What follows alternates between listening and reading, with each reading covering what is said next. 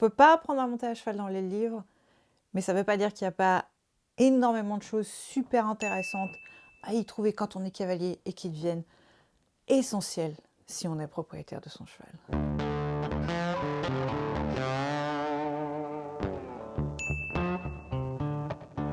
Hey les gens, moi c'est Aurélia.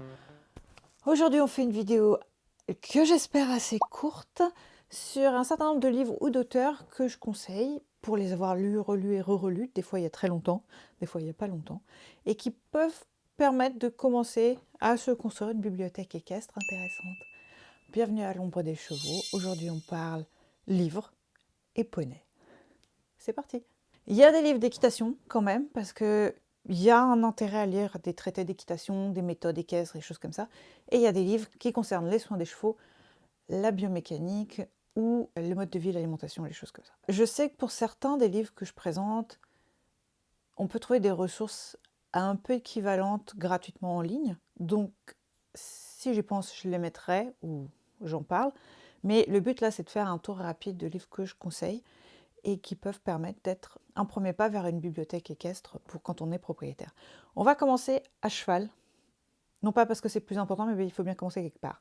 Donc, le premier livre que je vous conseille, c'est celui-ci, Travailler son cheval selon les principes de l'apprentissage. C'est édité par les haras nationaux, l'IFCE. C'est un tout petit livre qui coûte un peu cher pour un tout petit livre. Ça reprend les principes d'apprentissage, c'est dans le titre, mais c'est appliqué à l'équitation. Il y a 3 parties dans le livre. Il parle de l'apprentissage par habituation ou sensibilisation, l'apprentissage par conditionnement opérant ou l'apprentissage par conditionnement pavlovien. C'est intéressant parce que ça permet de définir les termes autour de l'apprentissage correctement pour savoir un petit peu plus et être plus clair quand on parle de sensibilisation ou de renforcement positif, négatif, de punition négative, positive. C'est assez richement illustré, il y a des dessins, il y a des photos. C'est le début du commencement de la base. C'est pas suffisant du tout. Il y a des exemples. Et moi, je le trouve un tout petit peu limité parce que ça représente une version très mécaniste de l'apprentissage des chevaux, que les chevaux font et de l'équitation. Mais ça a le mérite de reprendre ces points-là et de les présenter de façon extrêmement claire. C'est très très facile à lire. Comme j'ai dit, c'est tout petit. C'est des points qu'on retrouve assez facilement en ligne, hein, ne serait-ce que sur Wikipédia. Le conditionnement opérant, toutes ces choses-là, ça existe, mais c'est pas exactement avec des exemples dans le cheval. Donc ça amène ça et je trouve que c'est intéressant. Là, j'ai triché. C'est pas un livre, c'est pas 2 livres, c'est 2 auteurs. Et c'est 2 auteurs que je trouve intéressants par la vision qu'ils ont de l'équitation. C'est des auteurs qui regardent les choses de plus loin que la plupart des gens quand ils vous proposent une méthode. Et c'est 2 auteurs, tous les 2, qui sont plutôt dans une équitation sportive, donc de CSO ou de concours complet. Et vous partez pas, si vous êtes cavalier de loisir ou cavalier de dressage, parce que ce qui est intéressant dedans, c'est pas de se dire ils ont raison et je veux faire exactement comme eux, c'est de regarder comment ils ont analysé les choses et de se dire, à chaque fois qu'on lit la méthode d'équitation de quelqu'un, de toute façon, on sait que c'est une simplification, c'est une modélisation d'une pratique extrêmement complexe, extrêmement variée, qui se passe au quotidien sur plein de chevaux. Là, il faut faire tout rentrer dans un livre. Forcément, ça va être simplifié, mais ça a l'avantage, le livre, de présenter un tout cohérent, normalement. Donc, les deux auteurs en question sont Jean Dorgex et Pierre Pradier. Et c'est très intéressant, ces deux-là, parce qu'ils ont une vision diamétralement opposée de comment on amène les chevaux à la légèreté, de comment construire leur physique, et toutes ces choses-là. Dorgex, c'est le relèvement maximal de la base de l'encolure. Pradier, c'est la descente d'encolure la plus basse possible. Vraiment, lui, c'est on crée le déséquilibre pour forcer le cheval à se rééquilibrer, alors que Dorgex, c'est on demande tout de suite le report de poids en maintenant l'encolure, la base de l'encolure très haute. Donc c'est super intéressant parce qu'ils ont tous les 2 des arguments, ils ont tous les 2 des exemples, ils ont tous les 2 une vraie expérience et des vrais résultats avec ça. Donc c'est extrêmement intéressant. Pour revenir un tout petit peu plus sur les différents livres, Dresser c'est simple de Dorgex, ça reprend un petit peu des principes d'équitation, c'est différent de ça. C'est vraiment la version de quelqu'un qui est cavalier et qui a une vision qui est peut-être un peu passée maintenant sur certaines choses, mais ça a l'avantage de présenter de façon très simple. C'est pareil, c'est un tout petit livre. Il y a le prix dessus. Ah, il est encore plus cher que l'autre, c'est cool. C'est peut-être celui avec lequel il faut commencer si on ne lit pas Dorgex. C'est un petit livre, encore une fois, c'est pas... il n'y aura pas tout dedans. Les mains. Celui-là, il est super intéressant parce que justement, il s'attache à un sujet qui est presque un tabou dans l'équitation d'aujourd'hui, où on a plein de cavaliers qui pensent que monter sans les mains, c'est le Graal de l'équitation. Alors que pendant des siècles, on parlait de la main de l'écuyer pour parler de la qualité justement d'un cavalier. C'était une fois qu'on avait cette qualité de la main, on commençait à toucher à l'équitation. Et il a un truc qui est super intéressant d'Orgex, c'est qu'il est très iconoclaste. Il va aller regarder plein de trucs dans plein de disciplines différentes. Il n'a pas peur de changer les choses, il n'a pas peur de dire mettez vos mains là, mettez vos mains là, mettez vos mains là. Il a un usage de la main qui est très différent, qui est c'est le seul que j'ai vu être capable de conseiller de monter les mains vraiment complètement ouvertes, avec les rênes juste qui passent la posée sur la main. Moi je trouve ça très très cool parce que ça désapprend la tension dans les rênes. On parle de la légèreté, hein. Le principe justement c'est qu'il n'y ait pas de tension dans les rênes, on est au poids du cuir. Donc ça c'est un bouquin très intéressant, c'est hyper accessible, d'Orgex, c'est bien écrit. Pour moi ça vraiment, si on s'intéresse un tout petit peu au contact, qu'on soit d'accord avec tout ce qu'ils disent dedans ou pas, c'est même pas la question. Mais ça c'est un bon point de départ pour les gens qui ont des questions. Ça ne donnera pas toutes les réponses, c'est pas le propos. Je pense qu'il ne faut pas s'attendre, il ne faut pas vous chercher un livre qui va donner toutes les réponses et dire « Ah oui, il a raison, je vais faire comme lui ». Au contraire, il faut se dire « Ok, il a répondu à certaines de mes questions, il en a amené d'autres. Il y a des trucs où je trouve que ça grince un peu et je vais aller chercher ailleurs. » Mais j'aime bien son approche parce que c'est quelqu'un qui se pose plein de questions, qui expérimente, qui teste des trucs et qui donne les résultats de ses expérimentations et de ses réflexions de façon super claire. Celui que je préfère, perso, d'Orgex, qui est plus vieux pour le coup, c'est l'équitation de saut d'obstacle. Ça fait plus de 20 ans que je l'ai celui-là, ça fait 25 ans que je l'ai celui-là. Je l'ai lu plusieurs fois, là ça fait longtemps, je vais peut-être le reprendre. Nettement plus balèze pour le coup, et il est nettement plus orienté CSO, avec des plans d'entraînement, avec des analyses, avec un million de choses. C'est ça qui fait que c'est intéressant. Des analyses de cavalier, la déconstruction de sa méthode sur les questions de foulée croissante, décroissante et toutes ces choses-là, et un planning d'entraînement un petit peu pour amener les chevaux à un certain niveau. Mais encore une fois, je pense que ça peut intéresser même des cavaliers qui sont pas cavaliers d'obstacles. Si vous faites jamais d'obstacles, ça va vous paraître hors de portée parce qu'il faut quand même avoir un tout petit peu d'expérience en CSO. Mais pour des gens qui ont fait que du CSO en club, la seule expérience du CSO qu'ils ont eue, c'est en centre équestre ou c'est avec ce type d'enseignement, ça vous ouvre les yeux. C'est super intéressant. Donc pour quelqu'un qui veut s'intéresser un peu à des choses différentes, très cool. Donc, on passe à Pradier. Pradier, c'est donc le travail en descente d'encolure et on construit le cheval comme ça, en forçant le déséquilibre vers l'avant pour que le cheval de lui-même se redresse et mette du poids derrière. Comme je dis, c'est l'opposé de Dorjek. C'est un entraîneur surtout de complet, c'était un veto.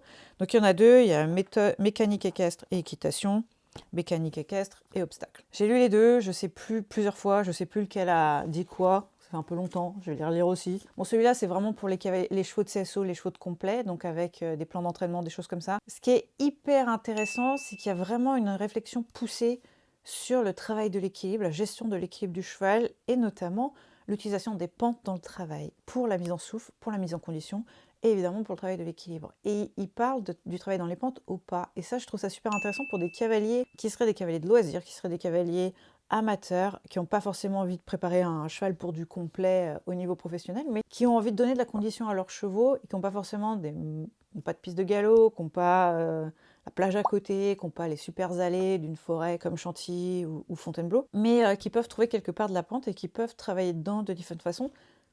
Ça, il nous l'explique. Je ne sais plus dans lequel c'est. Je vous le mettrai quand j'aurai vérifié. Celui-là est forcément plus épais, donc il est plus axé sur le travail sur le plat, il est plus axé sur le pourquoi du comment de la méthode. Il y a des choses un peu plus... Je ne sais plus dans lequel des deux, il y a un passage, moi, qui m'avait toujours choqué, où c'était, en gros, il conseillait que pour les chevaux de complet, on leur donnait, s'ils mangeaient trop la paille de leur box, on leur mettait un panier et on donnait juste la quantité de foin minimum. Et le reste du temps, ils avaient un panier pour pas qu'ils se goinfrent de paille parce qu'il fallait qu'ils restent le plus svelte possible. Ça, on a dépassé ça, même dans le complet. Même si on veut des chevaux très fit, spécialement sur les gros niveaux, les choses comme ça, ça, on a dépassé. Donc, c'est aussi d'Orgex. C'est pareil, c'est des livres qui sont datés. Moi, je trouve ça intéressant, de la même manière que je trouve intéressant d'aller lire les grands maîtres, que ça soit La Guérinière, que ça soit Baucher, que ça soit Bedan. Vous les trouvez en version digitale gratuite en ligne, normalement, soit sur Gallica, soit sur des choses comme ça, ou même Google Livres, des fois on arrive à les trouver. Si vous avez envie de passer par Google, si on peut éviter, c'est bien aussi. C'est intéressant de les lire parce que c'est intéressant de remettre l'équitation dans le contexte historique et de comprendre et de se rendre compte qu'on comprend un mot sur quatre de ce qu'ils racontent des fois et qu'on n'a pas pas forcément tous les repères, mais c'est intéressant. Pour revenir à Pradier ou à Dorgex, ils sont intéressants à lire en parallèle. Justement parce que ces équitations, il y en a un qui prône l'extension d'encolure. Dorgex, il travaille aussi l'extension d'encolure. Il en parle, c'est la base, c'est au début, quand on commence un jeune cheval, on commence un jeune cheval en extension d'encolure et on le commence dehors. Partie des bases logiques que tout le monde connaît, entre guillemets, ou connaissait au moins à une époque, ou connaît dans certains milieux, mais il passe rapidement ensuite à un relèvement de l'encolure parce qu'on en a besoin pour l'obstacle. Et il construit ses chevaux comme ça. Pradier, il construit ses chevaux pendant très longtemps dans l'extension d'encolure. c'est une utilisation différente de l'extension d'encolure. Les lire en parallèle, lire ce qu'ils ont à dire sur le contact, sur la construction des chevaux, sur la biomécanique, c'est super intéressant. Donc c'est ça que je conseille de faire. Lire les deux auteurs en parallèle pour essayer de comparer les choses. Et c'est toujours un truc à faire quand on lit une méthode d'équitation, que ça soit du CSO, du complet, du dressage, de l'éthologie, de ce que vous voulez, c'est de remettre dans le contexte et de comparer ça à d'autres textes et à d'autres pratiques pour pas tomber dans l'aveuglement et suivre bêtement l'idéologie de quelqu'un d'autre. L'équitation, c'est personnel, ça doit rester personnel. Ça, c'est intéressant parce que les gens nous présentent leur version. C'est pas la même chose que de monter avec quelqu'un, mais on a une idée générale. C'est déjà ça. On est toujours dans l'équitation, on est toujours dans ce qui se passe à cheval, mais là, on passe sur des choses. On passe sur du dressage déjà. Et on passe sur deux livres qui sont aussi à lire en parallèle, je trouve. D'abord, les œuvres complètes de Nuno Oliveira. Ça, pour tous les cavaliers qu'on fasse du dressage ou pas, c'est hyper intéressant. Cette édition-là, elle est magnifiquement... Tu sais que j'aurais pu préparer les choses. Elle est magnifiquement illustrée. Il y en a plein, des dessins comme ça, il y en a plein. Et c'est donc, il y a toutes ces œuvres, et c'est des livres différents. Il y a des traités d'équitation dedans. Il y a un ouvrage qui est destiné à des enseignants. Et il y a aussi des notes qui ont été prises pendant des stages, pendant des leçons. Donc ça fait souvent des petites maximes, des petites phrases comme ça, qui découpent les choses. Donc vous avez d'un côté les leçons d'équitation. Oui, d'un côté, les leçons d'équitation, c'est un peu une remarque par-ci, une remarque par-là. Nous, on n'a pas le cheval qu'il avait sous les yeux, donc on ne sait pas de quoi il parle. C'est un peu décousu, il y avait un contexte, on l'a plus, mais ça va rentrer dans le détail qu'on n'aurait pas autrement. Et à côté de ça, vous avez le côté traité d'équitation, où il va s'attacher un petit peu à expliquer sa vision d'équitation, sa méthode, les différents airs, les différentes étapes du dressage ou les choses comme ça. Encore une fois, équitation de légèreté, sans être idéologique. Après, c'est pareil, il faut le remettre dans son contexte. C'est un gars dont les chevaux vivaient exclusivement au box et on lui les amenait tous scellés au manège. Il faut remettre le mec dans son contexte. Donc bon, quand tu parles du plaisir, du bonheur du cheval, c'est très particulier. Un livre qui fait un joli miroir à Nuno Oliveira, c'est la leçon de dressage, journal à deux voix. Ma soeur me l'a acheté l'année dernière, elle me l'a ramené de Chantilly, c'est très cool. Et c'est donc la dessinatrice, artiste, sculptrice Marine Oussedic qui prend des leçons, il y a une quinzaine de leçons, je ne sais plus, avec Sophie Bien-Aimée, donc du Musée Vivant du Cheval. Le livre est évidemment illustré aussi. Marine, elle est dessinatrice aussi de base. Et donc les chapitres alternent, ça se passe sur une année je crois. Et donc on a une fois Sophie, une fois Marine, une fois Sophie, une fois Marine. C'est du dressage, le but c'est d'augmenter le rassemblé d'un de ses chevaux. Elle a 2 chevaux, Marine. C'est pareil, c'est pas... L'équitation dedans me parle pas toujours, mais c'est 2 femmes qui aiment les chevaux profondément, elles les aiment d'une façon différente l'une de l'autre, et elles les aiment d'une façon différente, moi je les aime. Il n'y a pas de jugement là-dedans. On a le regard d'une amatrice et on a le regard d'une professionnelle qui fait du spectacle, qui a une vision différente, qui vient de Chantilly où ils sont sur la petite piste ronde qui amène des contraintes importantes. C'est pas une méthode. C'est pour ça que je dis que c'est intéressant de le lire avec, en parallèle d'Oliveira, parce que avec toutes les leçons d'équitation qui sont dedans, qui sont des propos un peu décousus, un peu sur ceci, un peu cela, c'est pas non plus une méthode. Il y a des parties qui sont plus méthode et tout ça, ou du moins traité d'équitation, mais les deux sont intéressants à mettre en parallèle et de se dire, ok, on commence à toucher à la nuance, la variabilité, la complexité de l'équitation. Ça, c'est cool. Vous verrez qu'il y a des concepts qui se retrouvent chez tous ces auteurs, même s'ils le font de façon différente, et c'est une manière de commencer à appréhender le fait qu'il n'y a pas une vérité en équitation. Il n'y a pas une équitation juste, il y en a plein de différentes qu'il faut adapter à ses objectifs, qu'il faut adapter à ses contraintes matérielles, à ses limites, à ses envies, aux chevaux qu'on a et à l'environnement qu'on a. Et ça, je trouve ça très très cool. On passe à un deuxième ensemble de livres qui touche plus à la partie biomécanique du cheval. Donc là, j'en ai 3, avec un regard un peu soin. Là, j'en ai 3. Un que je conseille à tout le monde et je vais essayer de ne pas le tuer pendant que je le manipule. Le stretching pour votre cheval. Il a été réédité depuis que moi j'ai acheté celui-là. Je ne l'ouvre pas parce qu'il y a la moitié des pages qui se sont décollées. Là, c'est déchiré, c'est une horreur. Il est super bien fait. Il y a plein de photos, il y a plein de textes pour expliquer le type de manipulation qu'on peut faire et que tous les propriétaires devraient apprendre à faire sur leurs chevaux, qui sont là pour donner du confort, qui sont là pour permettre au cheval de toucher un peu toutes ces amplitudes articulaires. Et c'est quelque chose qu'on peut faire très facilement, 10 minutes avant de monter, tranquillement, dans la salle de soins, dans le box s'il y a la place, dans la carrière, dans le rond de longe. Enfin, c'est vraiment très très cool. Donc ça, je le conseille absolument à tout le monde. Il n'y a pas de mal. Et après de s'entraîner avec son cheval. Et il y a des chevaux, vous verrez, il y a des trucs qu'ils adorent. La plupart des chevaux, j'ai remarqué qu'ils aimaient beaucoup, beaucoup, beaucoup les manipulations quand on fait bouger au niveau du boulet et au niveau des phalanges, quand on fait bouger le sabot comme ça. Parce que c'est souvent des mouvements qu'ils ont moins. Et quand on leur fait ça, ils sont souvent... Et ce qui fait bouger, ce qui fait onduler la colonne. La plupart des chevaux, quand vous tirez les antérieurs, ils en profitent pour s'étirer aussi, en pesant bien dans vos mains, parce que pourquoi pas, hein. Ça, c'est hyper facile d'accès, c'est vraiment fait pour les cavaliers propriétaires amateurs, c'est vraiment fait pour pouvoir le mettre en pratique, et c'est écrit par quelqu'un d'extrêmement compétent. S'il y en a qu'un à acheter, je dirais, ça, c'est celui qui vous permettra d'aider le plus vos chevaux. Si vous voulez aller plus loin dans la partie biomécanique, kinésie, soins, tout ça, vous avez celui-là, Kinésie, thérapie du cheval, par Jean-Marie Denoy, donc qui est un vétérinaire, qui est le vétérinaire responsable, il me semble, du CIRAL à Deauville. Donc c'est pas un pimpin de l'année, c'est un gars qui a écrit un certain nombre d'articles scientifiques d'une manière générale, qui est assez réputé pour tout ce qui est locomotion du cheval, tout ça. C'est un expert le mec. Donc ça c'est un bouquin un peu épais.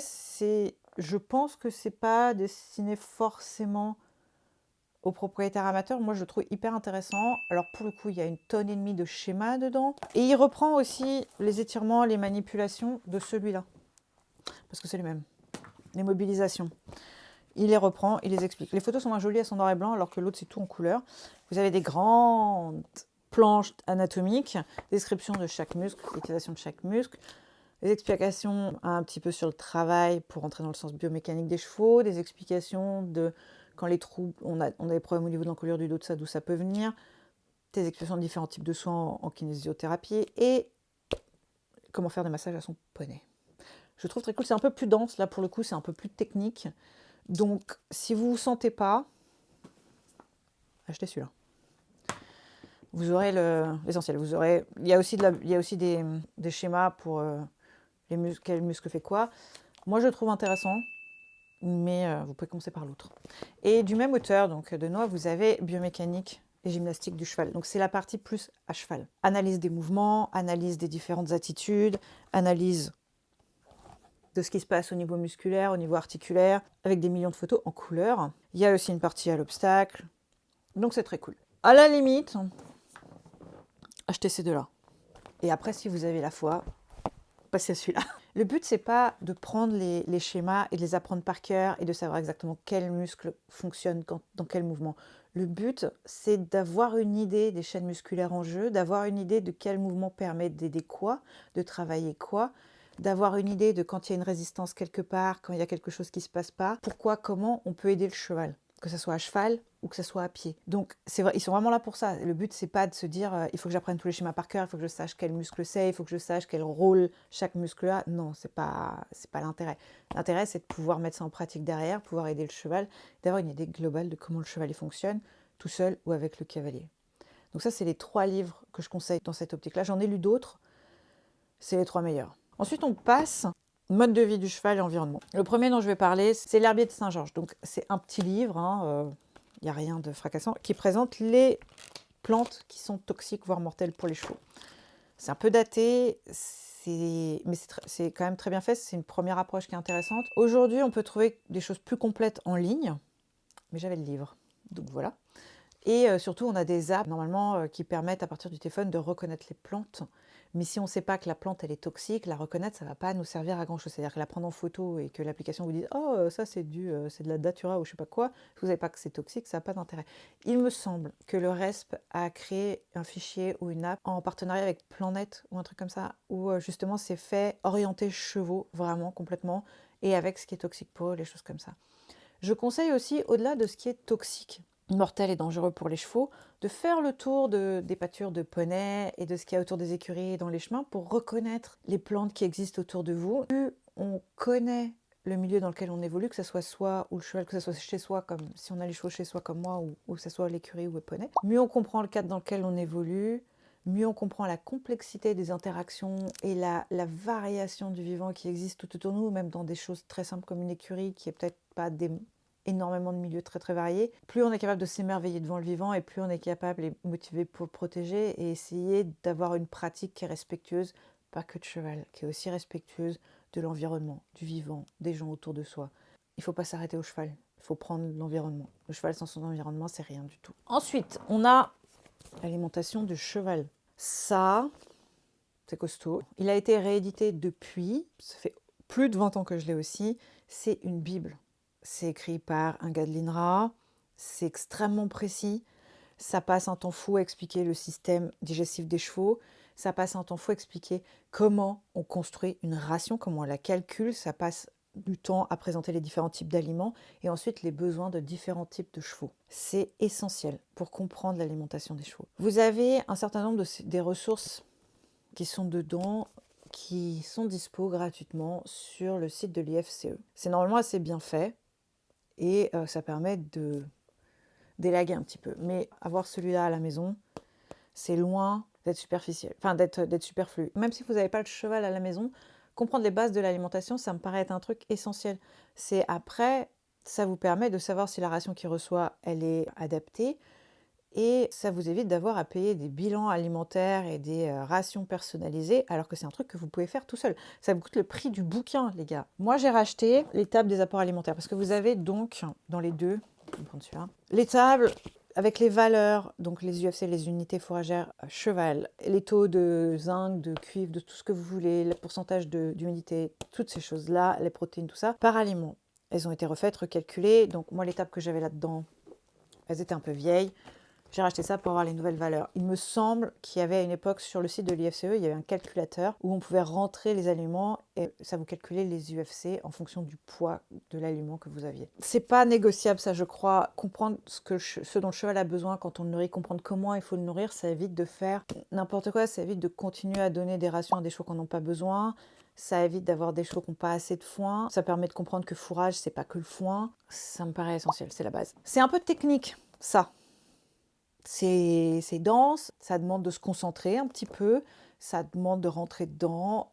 C'est un bouquin qu'on étudie. Là, pour le coup, celui-là, c'est le même que celui-là. Ces deux-là, c'est des bouquins où l'objectif, c'est d'acquérir des connaissances. Donc, c'est d'apprendre réellement. Il faut plus le prendre comme un bouquin de cours. Et pas en se disant à la fin, il y a un examen, mais en disant à la fin, il faut que je maîtrise ce qu'il y a dedans suffisamment pour pouvoir aider mon cheval.